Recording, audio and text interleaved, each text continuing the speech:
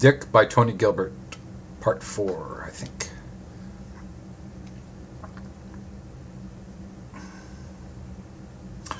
Hiya, handsome. I knew she'd be down, but I couldn't have guessed it would be so quick. I knew you'd be back. I feel a hand brush my shoulder and hot, wet lips touch my cheek. Look, Red, I say, but she cuts me off. Is it because of my job? Maybe my guess is way off, or maybe she's a better actor than Isaac could ever be. No, I say, nothing like that. 'Cause I can leave it. We can get married. I can learn to sew. Red, don't say it, Dick. I love you so much. No, you don't, Red. The wonder leaves her eyes for a moment, and it's replaced by anger. She looks as if she may slap me. Is it because of that bitch, Lois Love? Gotcha. Where is she, I ask. Let's talk upstairs, she says, away from prying eyes and flapping ears. She stands and I stand too. Clyde, I notice, has walked around the bar and is keeping an annoyingly close distance. Don't worry, Clyde, he's not going to hurt me. Don't worry, Clyde, he's not going to hurt me, she says. Are you, Dick? She doesn't wait for a response, just turns and walks towards the door. I follow her and Clyde follows me. Don't mind Clyde. He's very protective over me. Where's Lois? I know you kissed. I watched it happen. I glare at her. Where's Lois? I ask again. She shrugs her shoulders and a smile plays on her lips. Where is she? Clyde, would you go and fetch her? Clyde doesn't say a word but looks at me. Don't worry. Dick won't try anything stupid. He didn't seem to like the idea, but began to walk toward the door. Wait. Wait, Red says, stopping him in his tracks. I think me and Dick here need to make a little deal. She turns to me. How much do you want her back? I don't answer. My face must have told her everything she needed to know. Here's the deal, Dick. You're mine, and you've always been mine. I've watched you for a long time, and I know you feel the same. This broad is fucking insane. We can leave here and never look back, I promise you. Your precious Lois will be set free, completely unharmed. No deal. What's the alternative, Dick? What choice do you have? She's right. What choice do I have? I either agree to go with her and trust the lying psycho will let Miss Love go, or I try and get her out without getting myself and her killed. I need a guarantee, I say. Don't you trust me, Dick? I laugh at the very suggestion. Very well, she says with a smile. Take off your clothes.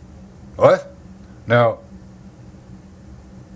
I'm surprised to see her laughing. She sees you with another woman, she runs out crying. You watch her leave. She gets on with her life, finds Mr. Right, and has a long and happy life.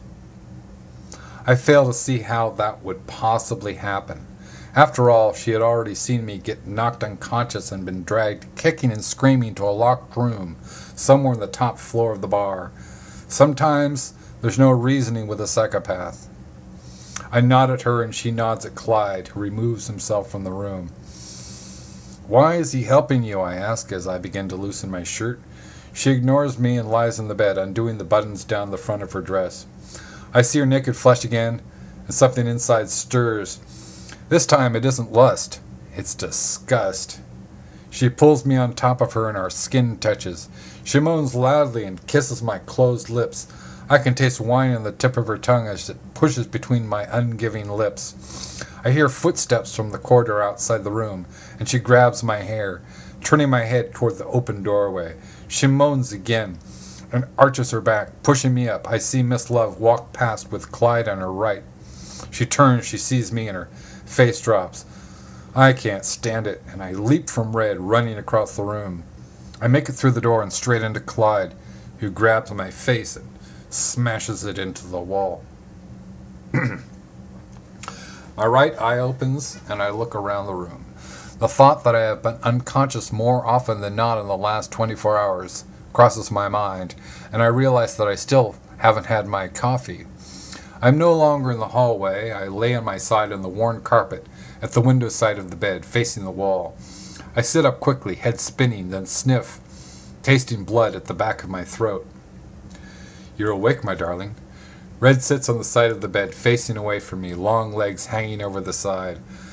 I thought you'd be asleep for hours. Clyde gave you a hell of a crack. Where's Lois?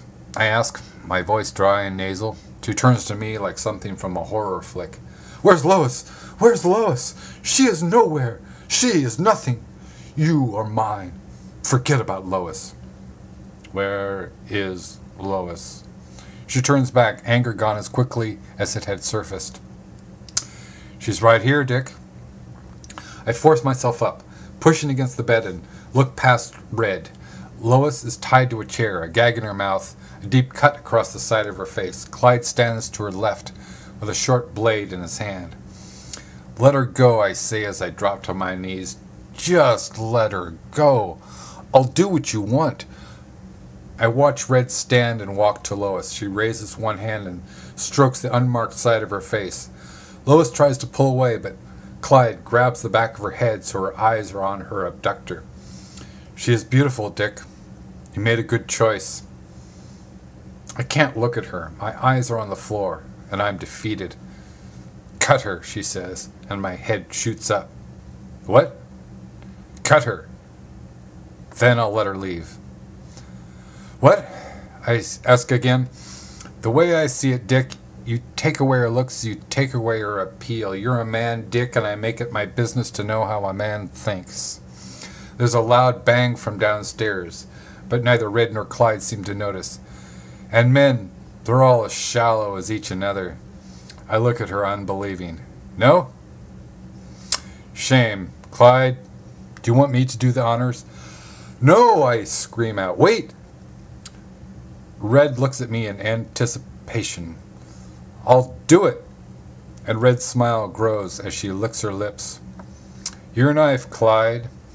Clyde hands it over as I rise up and walk around to the other side of the bed. Before Red hands me the knife, she says, and don't think you can do anything without having to get past Clyde. I look at Clyde, who stares at me through blackened eyes and smiles with his broken, swollen lips. He's built like an ox. I nod at Red and she hands me the knife. I walk over to Miss Love, but can't meet her eyes. No, Dick, Red says, from behind. I want to see you do it. I close my eyes, sigh, and walk around the chair, standing behind Miss Love and in front of Clyde. Red looks intently at the knife as I sigh again. In your own time, Dick, she says, there's no time like the present. I tighten my grip on the knife, then swing my arm around in an upwards arc. My eyes are nearly closed, but I feel the blade slice through the flesh of Clyde's throat, as if it were butter. I feel warm wetness spray my face and run down my arm as my hand begins to slip from the handle. I feel Clyde's massive hand move the air in front of my face, and I feel the bullet from Red's gun hit me in the back, even before I hear the gunshot. I pitch forwards and my face hits the hard floor in front of the dying man, whose blood is beginning to pool beneath his horizontal frame. My vision swims, but before blackness sweeps me under, I hear 2 more gunshots, and I know my love is dead. Blurry, inconsistent, phantom figures walk around me. Voices everywhere, all around. No sense of time. No sense of space. Numb. Eyes being opened. Blinding light. Burning pain. I try to reach behind me to the ache in my back, but my arms won't work. I try again, harder, forcing out a moan that seems to sap my strength. Voices again, footsteps, then nothing. I wake in a panic and take a furious breath in. I am in a dark room. There are no sounds but a constant mechanical beep. I roll my head to the side and see Miss Love sleeping in a chair beside me. 3 days pass before I am able to keep my eyes open and my mind alert enough to question the whereabouts of Miss Love. She's been with you day and night for a little over a week, Mr. Harris. The plump brunette in the nurse's garb leans over me, her ample bosom pushing into my side. She's just popped downstairs for a coffee with a friend of yours. Lois walks in at that moment, and the nurse steps back just in time to avoid being trampled. She kisses me, and I feel tears spring up in my eyes.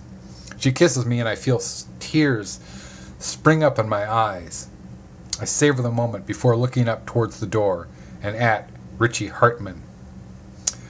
What happened, I say to Lois, but keep my eyes on Richie. Where's Red? Red's dead, she says, and I catch her smile from the corner of my eye. Why is he here? He saved me. Richie steps forward and hands me a steaming cup of coffee, so I sit up, leaning backwards against uncomfortable pillows. Sorry about Sunday, he says. Turns out that a few of my men weren't as loyal as they should have been. I think back to the meeting with Richie, of the faceless men standing in the corners of his room. Red? Yeah, and the barman. I'm sorry, Richie, I should have trusted you. Well, I didn't want you to know they were in there with me. He chuckles, but there's no humor in it. I noticed that he'd said he didn't want me to know. Not that he'd had a gun pointed at his back, or there'd been a gun pointed at me. He just didn't want me to know. I take a long sip of the bitter coffee and relax back against the pillows, eyes closed, before placing the cup on the trolley beside my bed. I look again at Lois and see that she's taken a few steps backward and now stands beside Richie. You know what they say, Dick, Richie continues, never let a hooker do a hitman's job. They're both good with a bang, but one has too much breast and not enough brain. He takes Lois's hand, and I'm lost for words. You shouldn't have shot me, Dick, he says, shaking his head slowly back and forth. You shouldn't have shot me. Richie? I'm confused, though I shouldn't be. I don't know what he's saying, yet I know exactly what he's saying. But that was a million years ago. I was destined for the stars back then, Dick. One shot from some motherfucking cop on a power trip, and the world came crashing down. You know, I'm sorry for that, Richie, I say. I've told you enough times. I take the coffee from the trolley. Not as sorry as I was, Dick. He lifts his wrist to his chest and checks his watch.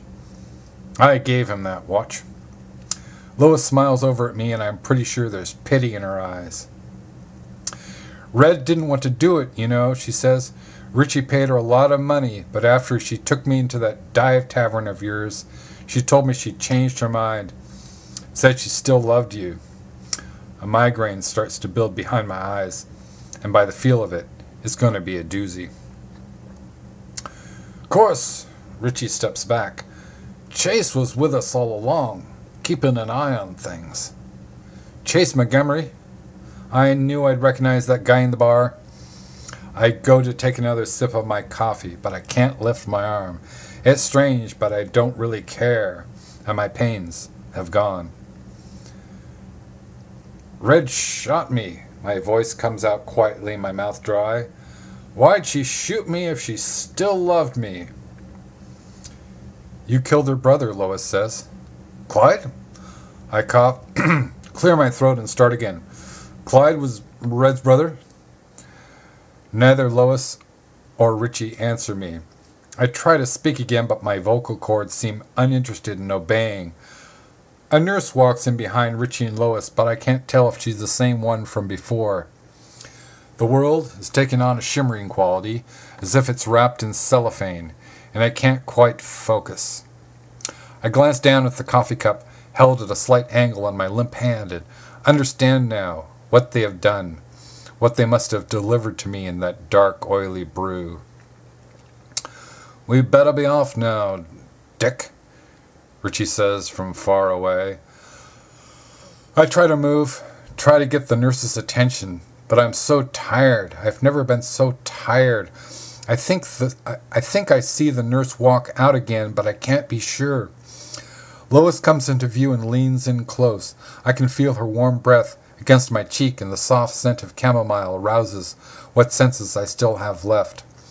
She kisses my lips gently, beautifully, before moving to my ear. "Enjoy your coffee," she says.